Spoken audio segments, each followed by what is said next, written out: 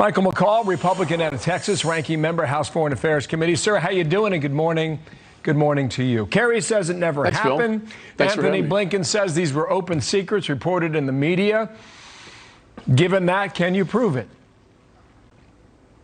The facts need to come out. These are very serious allegations. Very disturbing if the former Secretary of State is meeting with the foreign minister of Iran, who is an enemy, a foreign adversary of the United States of America, sort of behind the scenes as Secretary Pompeo is negotiating the maximum pressure campaign. To me, we need to open an investigation. The facts need to come out. I don't know if they're true or not, Bill, but if they are, there should be consequences.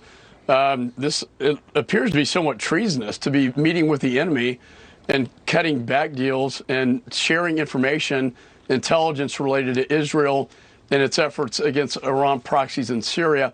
Having said that, we don't know all the facts, and rest assured I will find out.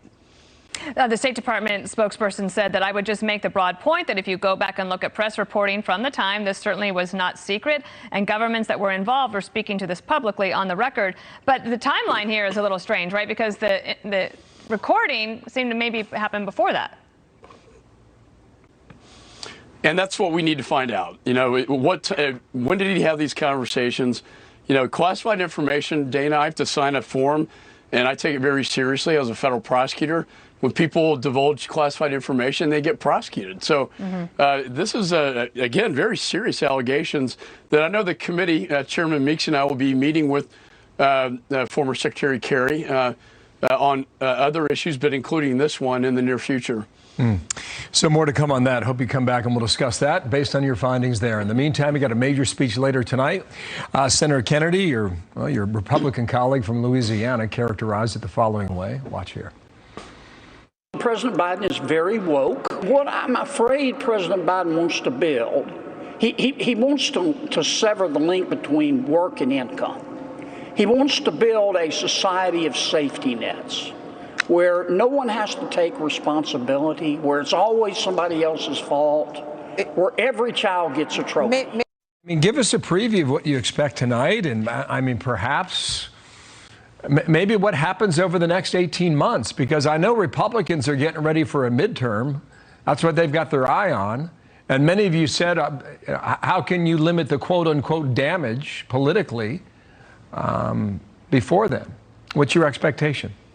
Well, I remember Inauguration Day, he said it's all about unity, bringing both sides together. And first 100 days, Bill, haven't demonstrated this at all. It's been a very partisan agenda. We did COVID bipartisan under Trump administration. You know, $2 trillion, very partisanly rammed down. Then we're looking at a major tax increase. They're talking about this American Families Package. I don't know all the details other than to say it's a massive tax increase on a pandemic economy at a time where we can least afford it, to give away, you know, free education and health care. You know, when AOC is complimenting the president, really the tail wagging the dog, that tells you that Biden is not leading from the center as he promised, but rather letting the far left control his agenda. And I'm afraid you're going to see that tonight, Bill, with this broad announcement of a major spending and tax package. This will be $6 trillion in the first 100 days if it passes, right? Wow. That's more than most GDP's economies in the world. And that's a fascinating statistic. You'll be there for the speech tonight? I will be. I was one of 40, and I think it's important to show respect to the office, and I will be there tonight. Okay. One of 200. Wall Street Journal says he's governed like Bernie Sanders in a hurry, to your point. Michael McCaul, thank you for your time today. Thank you, sir. Thanks, Bill. Thanks, Dana.